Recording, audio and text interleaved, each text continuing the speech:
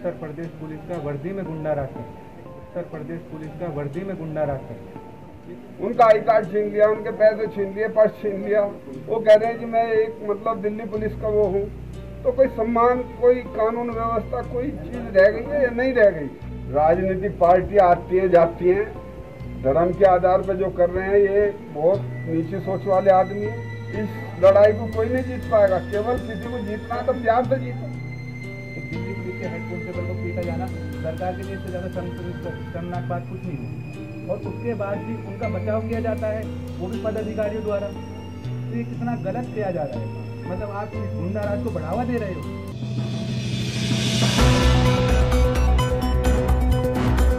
बीते कुछ दिनों पहले एक घटना सोशल मीडिया पर वायरल होती है और वो खबर आग की तरह हर जगह फैल जाती है, क्योंकि खबर ही ऐसी है कि बकरीद के त्योहार जो है वो नजदीक है और उस त्योहार को देखते हुए नफरत की सियासत भी तेज हो चुकी है।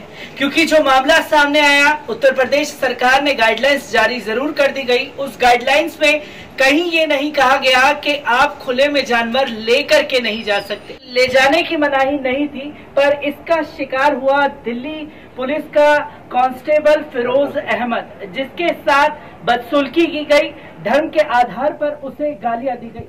इसी पर बात करने के लिए एडवोकेट की एक पूरी टीम मेरे साथ मौजूद है और मैं उनसे जानना चाहूंगा, सर जो मामला सामने आया है बड़ा ही शर्मनाक मामला है। धर्म के आधार पर गाली दी गई और फिर उसके साथ मारपीट की गई। किस तरीके से देखते हैं घटना को?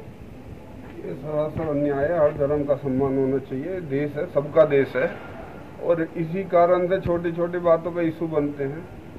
आप जो दिल्ली पुलिस से संबंधित जो खुद अपना आइडेंटिटी कार्ड दिखा रहे हैं, खुद जवान हैं जो सेवा में हैं, आप उन्हें नहीं छोड़ रहे, आम जनता को क्या छोड़ोगे आप जब इस देश में? अब दूसरी जो मेन बात है, उनका क्षेत्र अधिकार नहीं था। उनका क्षेत्र अधिकार है दनकोर। वो दनकोर में पोस्टेड थे और वो काफना क्षेत्र अधिकार में वहाँ पे चेकिंग कर रहे हैं। अरे भाई, अपने क्षेत्र है, जहाँ तुम्हारी ड्यूटी है, जहाँ तुम्हारी आरामद है, वहीं पे तो आप करोगे। कभी बड़ी घटना हो जाती है जब तो आप कह देते हो जी ये तो दूसरे क्षेत्र की घटना है, ये सीमा का विवाद हो जाता है, ये हो जाता, लूट करोगे आप? उनका आई कार्ड छीन लिया, उनके पैसे छीन लिए, पर्स छीन लिया। वो कह रहे हैं कि मैं एक मतलब दिल्ली पुलिस का वो हूँ। तो कोई सम्मान, कोई कानून व्यवस्था, कोई चीज रह गई है या नहीं रह गई है? आप अपने स्टाफ के ही नहीं हो रहे, तो ये बहुत सरासर गलत है। कानून व्यवस्था पे अंकुश नहीं है। ये एकदम आप वर्दी के पहनने का मतलब ये नहीं है। आप एक सभ्य नागरिक है, एक समाज को साथ लेकर चलने के लिए कानून व्यवस्था लागू होनी चाहिए। अब उनकी शिकायत की गई है और वो हमें भी कैसे आइडेंटिफाई हुआ है, ब्रेजा गाड़ी में बैठे हुए थे, जब उसके नंबर से आइडेंटिफाई हुआ। उनकी रिकॉर्डिंग दूसरे अपने भाई से फोन कर रहे थे, मेरे भाई एडवोकेट है, भाई ये मैं खुद स्टाफ का हूँ, वो रिकॉर्डिंग सब है, प्रूफ है। ऐसा नहीं करना चाहिए किसी को। गौतम त्यागी जी, मैं यहाँ पर ये भी जानना चाहूंगा, क्योंकि हमने ये देखा है कि नफरत की सियासत तेज हो चुकी है, धर्म के आधार पर उन्हें गाली दी गई, पर आप लोग किस तरीके से कार्रवाई की मांग करते हैं? क्योंकि साफ तौर पर देखा है कि प्रशासन पूरी तरीके से पुलिस वालों को बचाने पर लगा हुआ है। देखिए, राजनीतिक पार्टियां आती हैं जाती हैं, धर्म के आधार पर जो कर रहे हैं ये बहुत नीची सोच वाले आदमी हैं।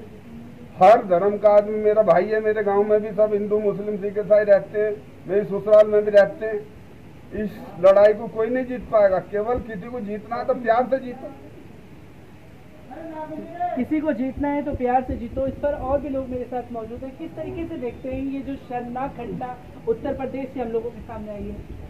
देखिए, पुलिस प्रशासन की ये जो बेरुखी दिखाई गई है, दिल्ली पुलिस के जवान के साथ जो इस तरह का अत्याचार किया गया, बर्बरता की गई है, लूट की गई है, ये सरासर सरकार को बदनाम करने की एक साजिश है। धर्म के नाम पर अगर कोई भी प्रशासन या पुलिस का कोई भी कर्मचारी अगर सरकार की बदनीति को अंजाम में रखते हुए अगर इस तरह की कार्रवाई करता है तो बहुत ही निंदनीय है और हम उसकी घोर निंदा करते हैं। प्रशासन को इस तरह की कार्रवाई नहीं करनी चाहिए थी। पवित्र ईद का त्यौहार है, आदमी अपने सामान खरीद कर लाता भी है घर परिवार के लिए, तो उस तरह उस पर टॉर्चर नहीं होना चाहिए। सरकार को इस तरह की घटना पर रोकने हो चाहिए और इस तरह के जो भी कर्मचारी हैं, अधिकारी हैं, उनके खिलाफ कानूनी कार्रवाई करनी चाहिए। किस तरीके से देखते हैं जो ये घटना सामने आई है? देखिए, ये जो है उत्तर प्रदेश पुलिस का वर्दी में गुंडा राज करता है। ये कोई एक यही घटना नहीं। आप ये सोचिए कि एक दिल्ली पुलिस का हेड कांस्टेबल जिसके साथ इतनी बर्बरता से व्यवहार किया जाता है, तो एक आम इंसान का क्या होगा? भाई, दिल्ली पुलिस हेड कांस्टेबल को ये उत्तर प्रदेश पुलिस नहीं छोड़ रही है। एक सिपाही रैंक में भी छोटे उनके साथ उन पर हाथ उठाना, बदतमीजी करना, कहाँ से अधिकार मिलता है पुलिस वालों को ये किसी पर हाथ उठाएंगे? कहीं पुलिस रोस्टर में कहीं पर ये उनके पास अधिकार है कि वो किसी को पूछताछ के दौरान पीटेंगे? एक दिल्ली पुलिस के हेड कांस्टेबल को पीटा जाना सरकार के लिए इससे ज़्यादा शर्मनाक बात कुछ नहीं होगी। और उसके बाद भी उनका बचाव किया जाता है, वो भी पद अधिकारियों द्वारा। तो ये कितना गलत किया जा रहा है। मतलब आप इस गुंडा राज को बढ़ावा दे रहे हो, और इस के पीछे कौन है? देखो, इसकी बहुत अच्छे तरीके से जांच होनी चाहिए और दोषी पुलिस वालों के खिलाफ कड़ी से कड़ी कार्रवाई होनी चाहिए। क्योंकि ये भी हमने देखा है कि कश्मीर कमिश्नर साहब जो हैं उनका ट्वीट आता है और ट्वीट में वो कहते हैं कि पुलिस अधिकारी जो हैं वो जांच कर रहे थे, जांच के दौरान उनका लाइसेंस को लेकर के कोई विवाद हुआ था, इसको तूल बनाया जा रहा है। तो किस तरीके से देखते हैं जो पुलिस प्रशासन पूरा उत्तर प्रदेश का बचाने के लिए आ गया है? पुलिस प्रशासन जो ये गलत तरीके से उनको बचा रहे हैं, हमारे पास इतने सबूत हैं उनके खिलाफ कि अदालत को तो हम दिखाएंगे। लेकिन मैं यहाँ से भी कहना चाहता हूँ, अगर कोई पुलिस अधिकारी हमारे सामने आके ये बात करता है, क्योंकि सबसे पहला जुरिडिक्शन का सवाल है, क्योंकि दनकोर थाने में पोस्टिंग है और वो कासना थाने में वहाँ लूट कर रहे थे रात के टाइम। ब्रेजा गाड़ी थी, उनकी अपनी प्राइवेट गाड़ी थी, नेम प्लेट किसी के पास नहीं थी। रात को पैसा छीनने के बाद उन्होंने रिकॉर्डिंग में ये कहा है कि आ जाओ कासना थाने में, हम वहीं हैं। हम जब लोग सब इकट्ठा हुए कासना थाने पहुंचे हैं तो वहाँ ना तो उस गाड़ी का कोई अता पता चला है, तब हमें लगा कि कोई बदमाश हो सकता है। तब हमने गाड़ी का जब नंबर आइडेंटिफाई कराया तो पता चला कि ये इनके कोई है, राम कैलाश करके कुछ नाम है, राम किशोर, उनके ससुर साहब के नाम पे गाड़ी थी और वो वहाँ पोस्टेड है दरोगा। बाद में हम दरोगा से मिले तो उसने बताया जी चालान था। रात को अंधेरे में 12 बजे हाईवे पे तुम्हें कैसे पता चल गया गाड़ी में बेल्ट लगा रखी है? फिर हम चालान मांग रहे हैं प्रशासन से, आप दिखाइए। हमें पता है पुलिस प्रशासन उनके खिलाफ कोई कार्रवाई नहीं करेगी, लेकिन हम ये जरूर वादा करते हैं कि अब ये अदालतें जिंदा हैं, कानून जिंदा है, न्यायपालिका जिंदा है। उनके खिलाफ 100% 392 का मुकदमा लूट का हम दर्ज कराएंगे। उसके लिए हमें चाहे सुप्रीम कोर्ट तक जाना पड़े, हम बिल्कुल तैयार हैं। क्योंकि मैं ये सवाल लेना चाहूंगा आप सभी से, क्योंकि बीते 3 दिन में लगातार 3 बड़े जो उत्तर प्रदेश में कांड है, खासतौर पर मुस्लिमों को लेकर के अगर देखा जाए तो सामने आए हैं। पहला मामला फिरोज अहमद साहब का सामने आता है, फिर बागपत के डोला गांव में क्रिकेट को लेकर के विवाद हो जाता है, एक शरारती तत्व वहां पहुंचते हैं, उनके घर पर वार करना शुरू कर देते हैं। और तीसरा कल मामला सामने आता है अलीगढ़ के जवां से, इमाम साहब मस्जिद में थे और उनके साथ पुलिस वाले इस तरीके से मारपीट करते हैं कि उनका हाथ तोड़ देते हैं। तो किस तरीके से देखते हैं, क्योंकि ईद के त्योहार को नजदीक देखते हुए ये सांप्रदायिक जो तत्व हैं वो एक नफरती साजिश में समाज को घोल करके मार देना चाहते हैं? ये कोई ना कोई ऐसी साजिश रची जा रही है, जैसे चुनाव आए या कोई बड़ी त्योहार आए तो उसमें सरकार को या किसी एक पार्टी को बदनाम करने की साजिश हो सकती है। ये कौन लोग हैं जो ऐसे असामाजिक तत्व हैं जो इस देश को बांटना चाहते हैं? मैं ये कहना चाहता हूँ कि ऐसे लोगों के खिलाफ सख्त से सख्त कार्रवाई होनी चाहिए, चाहे उसमें कोई भी है, पुलिस हो चाहे आम जनता हो। पुलिस हो चाहे आम जनता हो, कानून सबके साथ है। कानून को लेकर के तमाम सारे सवाल खड़े होते हैं। किस तरीके से देखते हैं सर जो ये घटना सामने आई है फिरोज अहमद की?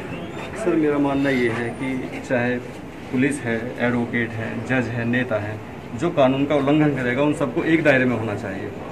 तो मेरे हिसाब से इनको सख्त से सख्त कार्रवाई करनी चाहिए। और अगर जो इंटेलेक्चुअल कैटेगरी के लोग हैं, जब उन लोगों के साथ इस तरीके का व्यवहार होगा तो जो आम जनता है उसके साथ तो गलत मैसेज आएगा। तो लिहाजा इन लोगों को सख्त से सख्त कार्रवाई करनी चाहिए, चाहे वो किसी भी दायरे में हो। कानून सबके लिए एक है, सब कानून की नज़र में बराबर है। कानून सबके लिए एक है, कानून सबके लिए बराबर है। सर, आप ही के पास आकर के मैं अंत करूंगा और ये जानना चाहूंगा, क्योंकि लगातार जो 3 बड़े इंसिडेंट सामने आए हैं उसको आप किस तरीके से देखते हैं? क्या सांप्रदायिक माहौल में जो आपसी भाईचारा था उसे तोड़ने की कोशिश नहीं की जा रही? देखिए सर, मैं आपसे ये कहना चाहता हूँ कि एक जगह मैं गया था तो उसने कहा आप एडवोकेट हैं? मैं कहा जी। तो आप बताइए पुलिस बड़ी या आईजी बड़ा? मैंने कहा जी आप ही बताओ कौन बड़ा है? तो उन्होंने कहा जी पुलिस बड़ी, आईजी तो वहाँ बैठे रहते हैं, सूचना जो होगी कोई घटना होगी तो नीचे लेवल पे पुलिस देगी।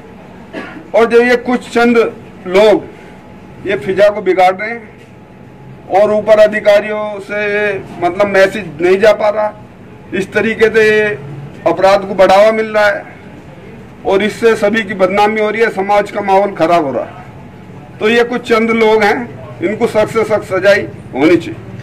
चंद लोग हैं जो फिजा को बिगाड़ने की कोशिश कर रहे हैं, चाहे पुलिस हो चाहे कोई आला अधिकारी हो। अगर फिजा को बिगाड़ेगा उसके खिलाफ गाजियाबाद डिस्ट्रिक्ट कोर्ट के जितने भी वकील हैं वो यही कह रहे हैं कि कार्रवाई होनी चाहिए और सजा जरूर मिलनी चाहिए, ताकि दोबारा कोई ऐसी घटना को अंजाम देने में 100 बार सोचे।